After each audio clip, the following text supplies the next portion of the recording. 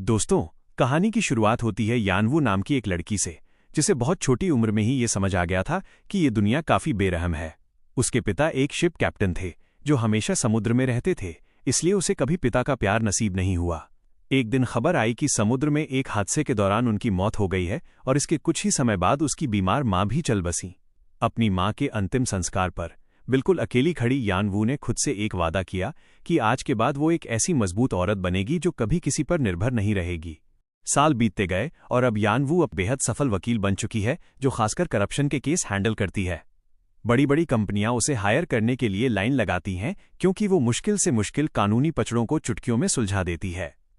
उसकी पूरी जिंदगी सिर्फ काम, तबा और जीतने के इर्द गिर्द घूमती है। शादी का ख्याल तो उसे दूर दूर तक नहीं आता और परिवार बनाना उसे सिर्फ एक इमोशनल बोझ लगता है। एक बार वो देश की सबसे अमीर फैमिली के बेटे का केस लड़ रही थी। मीटिंग के दौरान वो विक्टिम की मां को ही सलाह देती है कि केस वापस ले लो, क्योंकि यानवू की नज़र में कोरिया की सबसे अमीर फैमिली से लड़ने का मतलब है कोर्ट में अपनी बेइज्जती करवाना। उसके शब्द इतने रूखे थे कि सामने वाली मां गुस्से में बोल उठती है कि यानवू जैसी औरत, जिसने न कभी शादी की और न कभी बच्चा पाला, वो एक मां का दर्द कभी समझ ही नहीं सकती। मीटिंग के बाद लॉबी में उसे उसका सीनियर मिलता है, जो उसे याद दिलाता है कि एक वकील होने के नाते उसे कमजोरों का साथ देना चाहिए, न कि अमीरों की मदद करके उन्हें कुचलने की। पर यानवू इस बात को हल्के में उड़ा देती है। उसका मानना था कि गरीब लोगों के पास अमीरों से जीतने का कोई चांस ही नहीं होता, और अगर जीत भी गए तो वो वकील की फीस कहाँ से देंगे। उसकी ये कोल्ड लॉजिक सुनकर सीनियर के पास बोलने को कुछ नहीं बचता। उसी रात यानवू एक अमीर बिजनेसमैन से मिलती है, जो उसे एक पुरानी रिहायशी बिल्डिंग को खाली करवाने का काम देता है ताकि वहां लग्जरी अपार्टमेंट बन सके। बदले में वो उसे एक महंगी गाड़ी की चाबी और एक वीवीआईपी शॉपिंग कार्ड देता है। यानवू बिना किसी हिचकिचाहट के हाँ कर देती है, क्योंकि ये उसके लिए बस पावर बढ़ाने का एक और मौका था।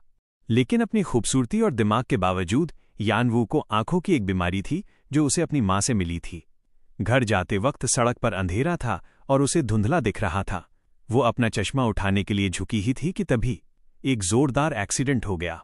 जब उसकी आंख खुलती है तो वो खुद को एक अजीब से गुंबद के अंदर पाती है, पूरी तरह कंफ्यूज्ड। वो वहां काउंटर पर बैठी एक औरत के पास जाती है, जो उसका डेटा चेक करके हैरान रह जाती है। पता चलता है कि एक भारी गलती हो गई है। यानवू को अभी मरना ही नहीं था, किसी ने गलती से गलत आत्मा को उठा लिया था, और बस यहीं से उसका वो सपना शुरू हुआ जो शुरुआत में किसी बुरे सपने से कम नहीं था। रिसेप्शनिस्ट ने तुरंत ऊपर रिपोर्ट किया, लेकिन वहां पहुंचते ही स्वर्ग के ऑफिस के डायरेक्टर ने उसे बताया कि अरे, तुम यहां क्या कर रही हो? तुम्हारी उम्र तो 80 साल लिखी हुई है। यानवू घबरा जाती है। तब ली उसे एक अजीब ऑफर देता है। वो बताता है कि एक औरत है जिसने अपनी जिंदगी समय से पहले खत्म कर ली, जबकि उसके पास अभी भी 1 महीना बचा था। अगर यानवू उस औरत की बची हुई जिंदगी जीने को तैयार हो जाए तो वो वापस अपनी असली दुनिया में लौट सकती है। शर्त ये थी कि अगर वो 1 महीना सही से पूरा कर लेती है तो उसकी आत्मा को वापस उसकी अपनी बॉडी में डाल दिया जाएगा, जो अभी हॉस्पिटल में कोमा में है। और कोई रास्ता न देखकर यानवू हाँ कर देती है। जैसे ही वो कन्फर्मेशन बटन दबाती है, वो वापस दुनिया में खिंची चली आती है। जब वो आंखें खोलती है तो डर के मारे उसकी चीख निकलने वाली होती है। वो अब एक ऐसी औरत की बॉडी में थी जो थकी हुई लग रही थी, बाल बिखरे हुए और कपड़े फटे पुराने। उसकी चीख सुनकर एक आदमी हड़बड़ाते हुए कमरे में आ गया। अब मजे की बात यह है कि वो औरत तो सिंगल थी, तो ये अनजान मर्द उसके घर में क्या कर रहा था। उसे लगा कहीं ये कोई सिरफिरा या पागल तो नहीं। वो डर के मारे कांपने लगी और जल्दी से पुलिस को फोन मिलाने की कोशिश करने लगी। लेकिन उसकी ये हरकत देखकर वो आदमी जोर जोर से हंसने लगा, जिससे वो औरत पूरी तरह कंफ्यूज हो गई। उसने जल्दी जल्दी कपड़े पहने और कमरे से बाहर निकली तो देखा एक छोटी बच्ची मजे से नाश्ता कर रही है। उसने बच्ची से पूछा, तुम कौन हो? तो बच्ची ने उसे ऐसे देखा जैसे कह रही हो, बड़ी आई, आज सुबह दवाई लेना भूल गई क्या? तभी एक छोटा बच्चा अपनी बाहें फैलाकर मम्मी मम्मी चिल्लाता हुआ आया और उससे चिपक गया। वो डर के मारे पीछे हट गई। अभी वो कुछ समझ पाती कि उस आदमी ने ऑर्डर दिया, जल्दी से नाश्ता लाओ। अब तो उसका दिमाग ही घूम गया। उसने उस आदमी को घूरते हुए कहा, क्या तुम श्योर हो कि मैं तुम्हारी बीवी हूं? सिर्फ हैंडसम होने से तुम मेरे पति नहीं बन जाते। आदमी को लगा कि ये फिर से कोई कोरियन ड्रामा देखकर आई है और एक्टिंग कर रही है, पर उसे क्या पता था कि ये औरत सच में उसकी बीवी नहीं है। एक हाई प्रोफाइल वकील यानवू अब अचानक 2 बच्चों की फुल टाइम मां बन गई थी। वो अभी इस सदमे से उभर ही रही थी कि पड़ोस की औरतें उसे घेर लेती हैं और जबरदस्ती काम ढूंढने के बहाने एक कैफे में ले जाती हैं ताकि वो वहां बैठकर फालतू की गपशप कर सकें। तभी पड़ोस की औरतों की गॉसिप से उसे पता चला कि सुई हुआ 18 साल की उम्र में शादी से पहले ही प्रेग्नेंट हो गई थी। ये सुनकर घमंडी यान वू को इतनी घिन आई कि उसे उल्टी जैसा महसूस होने लगा और वो मुंह दबाकर बाहर भाग गई। वो सांस लेने के लिए वॉशरूम में भागती है, जहां सुपरवाइजर ली फिर से प्रकट होता है। वो गिड़गिड़ाती है कि उसे वापस भेज दो, पर ली मना कर देता है। डील तो डील है। वो उसे समझाता है कि चिढ़ने की जगह वो शुक्रगुजार होना सीखे और इस नई जिंदगी को एक मौका दे। शायद जाने से पहले इस परिवार को थोड़ी खुशी की जरूरत है। हार मानकर यानवू वापस घर आती है और एक आम हाउसवाइफ की तरह रहने की कोशिश करती है, हालांकि ये सब उसके लिए किसी दूसरे ग्रह जैसा था। सुपरमार्केट में शॉपिंग करते वक्त उसे अपनी नई गरीबी का पहला झटका लगता है। उसके पति का क्रेडिट कार्ड डिक्लाइन हो जाता है क्योंकि उसमें कोई लिमिट ही नहीं बची थी। वो शर्मिंदा खड़ी थी कि तभी फोन बजता है। वो अपने छोटे बेटे हारू को स्कूल से पिक करना भूल गई थी और टीचर गुस्से में थी। उस शाम जब किम और हारू घर आते हैं तो टेबल पर खाना देखकर हैरान रह जाते हैं। प्लेट में सिर्फ मीट था, न चावल न कोई साइड डिश। यानवू ने बस इतना कहा, बैठो और खाओ।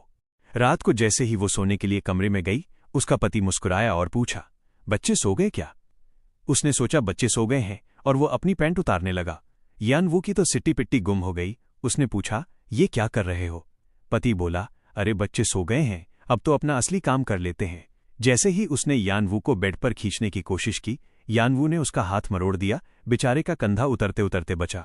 पति को गुस्सा आ गया। उसे लगा कि वो अपनी ड्यूटी पूरी करना चाहता है और बीवी नखरे दिखा रही है। यानवू भी भड़क गई, धोखेबाज, पहले मुझे 18 की उम्र में फंसाया और अब इस खटारा घर में रखकर रोमांस करना चाहता है। इतना बोलकर वो अपना कंबल उठाकर लिविंग रूम में चली गई। बेचारा पति पूरी तरह कंफ्यूज था कि बीवी कौन सा नया नाटक कर रही है। अगले दिन उसने अपने दोस्त को बताया तो दोस्त ने सलाह दी कि उसे डराने के लिए डाइवोर्स पेपर्स दिखाओ। अगर वो तुरंत मान गई तो समझो उसका कहीं चक्कर चल रहा है। शाम को पति घर आया और बड़ी हिम्मत जुटाकर डाइवोर्स पेपर्स निकाल लिए। उसने सोचा था वो डरेगी, लेकिन पासा उल्टा पड़ गया। यानवू को कोई फर्क ही नहीं पड़ा। अब पति को पक्का शक हो गया कि दाल में कुछ काला है और शायद उसे धोखा मिल रहा है। अगले दिन यानवू ने अपनी अलमारी देखी जो सस्ते कपड़ों से भरी थी। उसने तय किया कि वो ऐसे गरीबों की तरह नहीं जिएगी। वो अपने पुराने आलीशान बंगले में गई, अपना अनलिमिटेड ब्लैक कार्ड ढूंढा और सीधे मॉल पहुंच गई। बिना पलक झपकाए उसने लाखों उड़ा दिए। सेल्समैन को लगा ये औरत फ्रॉड है क्योंकि वो कार्ड एक सुपर वीआईपी कार्ड था, लेकिन सिग्नेचर मैच हो गया और 3 मिलियन से ज्यादा की पेमेंट हो गई। जब वो नए महंगे कपड़ों में घर लौटी तो पति का शक यकीन में बदल गया। उसने पूछा कि इतने महंगे कपड़े कहाँ से आए। उसे अपने दोस्त की बात और सुबह डाइवोर्स पेपर वाली घटना याद आई। पति को लगा कि पक्का बीवी ने अपने आशिक के पैसों से ये सब खरीदा है। इससे पहले कि वो फटता, पुलिस दरवाजे पर आ गई और लीजिए, दोनों को पकड़कर थाने ले जाया गया। इल्जाम था चोरी का। यानवू कहती रही कि कार्ड मेरा है, लेकिन पुलिस ने कहा ये कार्ड यानवू का है जो एक टॉप लॉयर है, 39 साल की सिंगल औरत है जो अभी एक्सीडेंट की वजह से कोमा में है, और तुम सुई हुआ हो, 2 बच्चों की माँ और एक बेरोजगार औरत। अब यानवू स्वर्ग वाला सच तो बता नहीं सकती थी, तो उसने झूठ बोला कि वो यानवू की दोस्त है और कार्ड उसी ने दिया है। पुलिस ने ताना मारा तो उसके पति को गुस्सा आ गया। मेरी बीवी पर चोर होने का इल्जाम कैसे लगाया?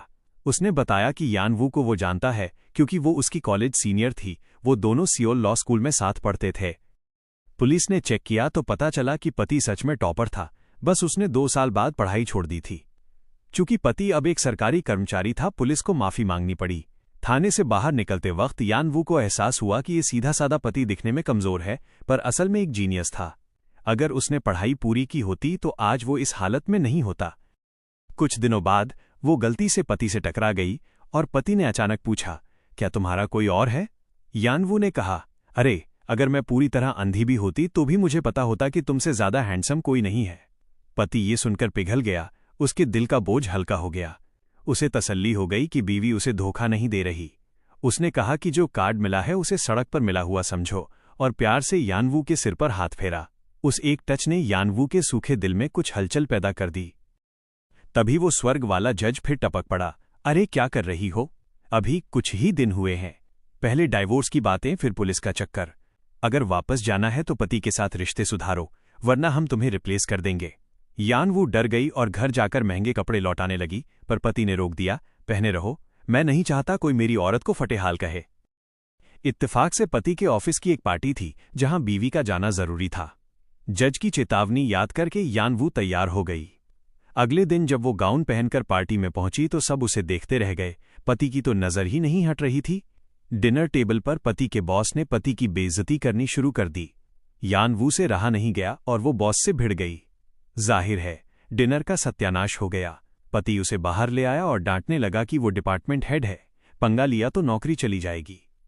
यानवू ने कहा, मैं तुम्हारे लिए लड़ रही थी और तुम मुझे ही सुना रहे हो।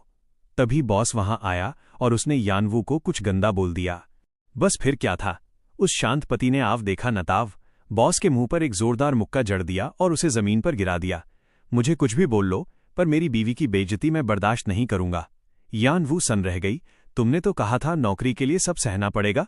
उसे तब पता चला कि सुई हुआ के प्रेग्नेंट होने की वजह से ही इस आदमी ने लॉ स्कूल छोड़ा था। उसे अपनी खटारा नौकरी से नफरत थी, पर उसे कोई पछतावा नहीं था। वो अपने परिवार के लिए अपनी जान भी दे सकता था। यानवू का दिल पिघल गया। उसे याद आया कि कैसे उसका बेटा उसे मेनोपॉज का समझकर अपनी पॉकेट मनी से विटामिन के नाम पर दवाई लाया था। उसे लगा कि भले ही ये 1 महीने की जिंदगी है, पर अगर उसने इस परिवार को प्यार नहीं दिया तो वो पूरी जिंदगी पछताएगी। अगले दिन से उसने एक अच्छी बीवी बनने की ठान ली। बस एक सिरदर्दी थी, उसकी बेटी जो विद्रोही हो चुकी थी और बात नहीं करती थी। यानवू ने उसे सुधारने के लिए उससे शॉपिंग बैग्स फोल्ड करवाने शुरू किए ताकि उसे मेहनत की कद्र हो। एक दिन बेटी घर आई और सीधे कमरे में छुप गई। यानवू को शक हुआ तो पता चला कि एक अमीरजादे ने उसके साथ बदतमीजी करने की कोशिश की है। यानवू को झटका लगा, क्योंकि अपने पिछले जन्म में वो ऐसे ही अमीरजादों को बचाने के लिए केस लड़ती थी और आज किस्मत ने पासा पलट दिया था। वो आग बबूला होकर बेटी को लेकर स्कूल पहुंची। वहां उस अमीर लड़के का वकील सच को तोड़ मरोड़ रहा था। यानवू को समझ आया कि जब वो खुद ये काम करती थी तो पीड़ितों को कितना दर्द होता होगा। वो वॉशरूम में जाकर रोने लगी। हालांकि ये उसकी असली बेटी नहीं थी, पर उसका दिल दुख रहा था। उसकी बेटी ने कहा, मम्मी छोड़ो ना, हम कुछ नहीं कर सकते। पर यानवू ने अपना लॉयर वाला रूप धारण किया। वो वापस नेगोशिएशन टेबल पर गई और एक रिकॉर्डिंग रख दी जो उसने छुपकर कर ली थी। वो इन अमीरों की रग-रग से वाकिफ थी। उसने धमकी दी कि अगर माफी नहीं मांगी तो वो अपनी जान की बाजी लगाकर उन्हें सरेआम बदनाम कर देगी। तभी उस अमीर लड़के ने फिर से उसकी बेटी को गाली दी। अंत में उस लड़के को स्कूल छोड़ना पड़ा और उन्होंने माफी भी मांगी। बेटी ने हैरान होकर कहा, सच कहूं तो मुझे लग रहा था तुम मेरी असली मां नहीं हो, पर आज तुम बिल्कुल मेरी मां जैसी लगी। और उसने प्यार से यानवू का हाथ थाम लिया। इधर पति के पास सियोल से बाहर ट्रांसफर का लेटर आ गया। उसे लगा बॉस ने बदला लिया है, लेकिन यानवू ने अपनी जासूसी से पता लगा लिया कि बॉस ने एक चेबल से रिश्वत खाई है। वो सीधे बॉस के पास गई और उसे ब्लैकमेल किया। बॉस इतना डर गया कि भाग खड़ा हुआ। और लीजिए, पति का ट्रांसफर कैंसिल हो गया। अब घर में खुशियां ही खुशियां थीं। यानवू बच्चों के साथ खेलती, घर संभालती। उसे ऐसी फैमिली वाली फीलिंग पहले कभी नहीं मिली थी। वो अब वापस जाना ही नहीं चाहती थी। वो भूल गई थी कि ये सब किसी और का है। लेकिन समय किसी के लिए नहीं रुकता। स्वर्ग का जज फिर आया और बोला, वक्त बहुत कम बचा है। 1 महीना पलक झपकते ही बीत गया। तभी उसका बेटा अचानक सड़क पर बेहोश हो गया। पता चला कि स्वर्ग की गलती सुधारने के चक्कर में बेटे की किस्मत बदल गई और उसे बीमारी लग गई। जज ने कहा, तुरंत चलो। यानवू का दिल अब इस परिवार में बस चुका था। वो जज के सामने गिड़गिड़ाई, मैं अपनी पुरानी जिंदगी की सारी दौलत छोड़ने को तैयार हूं, बस मुझे अपने परिवार को आखिरी बार गुड बाय बोलने दो। जज का दिल पसीज गया। हॉस्पिटल में उसने रोते हुए अपने परिवार को अलविदा कहा। उसे एहसास हुआ कि वो इस आदमी से बेइंतहा प्यार करने लगी है, जिसने अपने परिवार के लिए अपना भविष्य कुर्बान कर दिया। और हाँ, वो हैंडसम तो था ही। अगले ही पल यानवू अपनी असली बॉडी में जाग गई। वो भागकर हॉस्पिटल गई, पर वहां उसका वो परिवार नहीं था। वो उस पुराने घर गई, वहां कोई और रहता था। सब कुछ एक सपने जैसा लग रहा था। वो खालीपन महसूस करते हुए सड़कों पर घूमने लगी। उसने अपनी पुरानी दोस्त को उस जमीन घोटाले के सबूत दिए और अपना आलीशान बंगला बेचने का फैसला किया। सामान पैक करते वक्त उसे अपनी मां की छोड़ी हुई एक पुरानी फोटो मिली। फोटो खोलते ही उसके आंसू नहीं रुके। वहां कोई गलती नहीं हुई थी। वो जज कोई और नहीं, उसका अपना पिता था, जो मरने के बाद भी स्वर्ग से उसे देख रहा था। उसके पिता ने जिंदगियों की ये अदला बदली इसलिए की थी ताकि उनकी बेटी को प्यार का मतलब समझ आ सके। उसने वो फोटो अपनी मां की फोटो के पास रखी। फिर वो प्लेन में बैठी, तभी एक जानी पहचानी आवाज आई। उसने मुड़कर देखा, वही पति और वही बच्चे उसके पास वाली सीट पर थे। भले ही उनकी यादों में वो शामिल नहीं थी, लेकिन यानवू को यकीन था कि उनके दिलों का कनेक्शन उन्हें फिर से एक साथ ले आएगा।